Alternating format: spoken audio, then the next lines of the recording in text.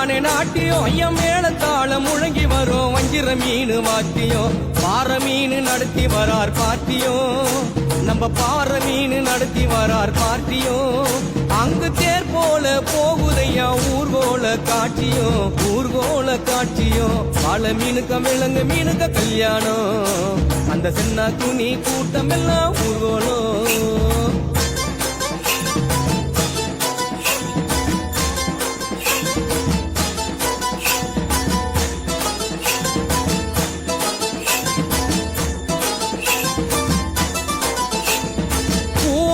கடலில் சேரும் அந்த இடத்தில் அவங்க இத பார்த்து விட்ட உழுவ மீன் வச்சதையா வச்சிங்கோ